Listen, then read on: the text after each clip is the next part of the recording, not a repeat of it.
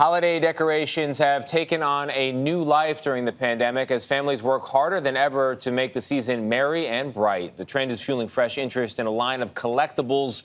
They're called mini holiday villages, is what they are. They've been around for decades, but our Jamie Wax shows us why these tiny displays bring out the kid in all of us.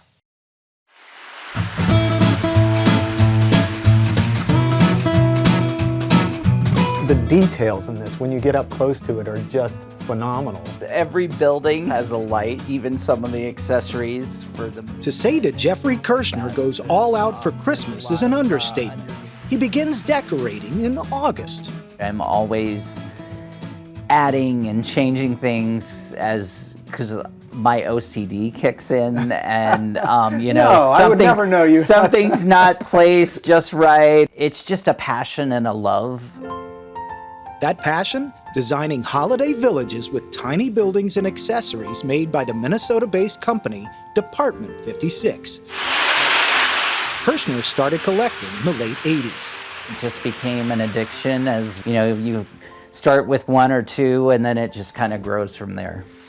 In this case, it grew to 300 or 400 items, which take multiple rooms to display. This is North Pole. Wow. I can see why the kids have a big reaction to this. He also belongs to a community of like-minded hobbyists. You've got the ornament maker, you've got the glockenspiel. Most of the buildings sell for under $200, but thanks to in-demand pieces no longer in production, Kirshner estimates his collection is worth over $100,000. It's never been about the money for you. Not at all. Still is not. It's about the nostalgia and being able to share it and the love of putting it together.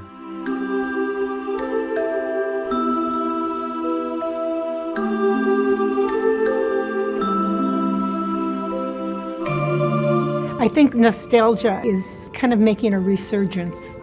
Department 56's Melinda Seegers says nostalgia is in the company's DNA.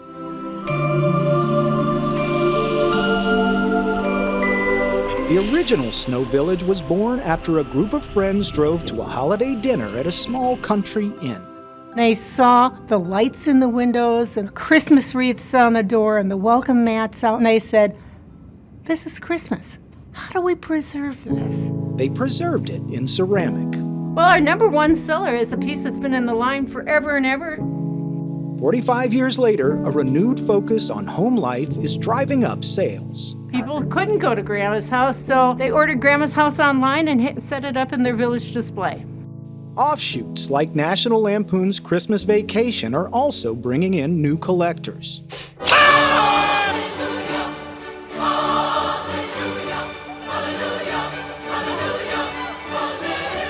Who can recreate their favorite movie scenes.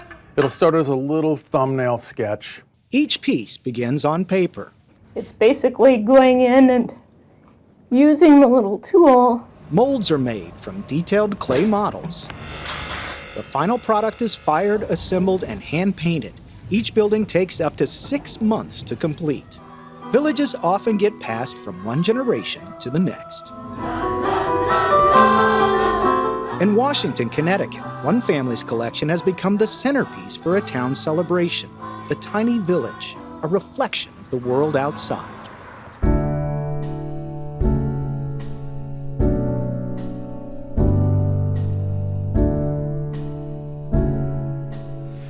Kirshner will once again host open houses in January.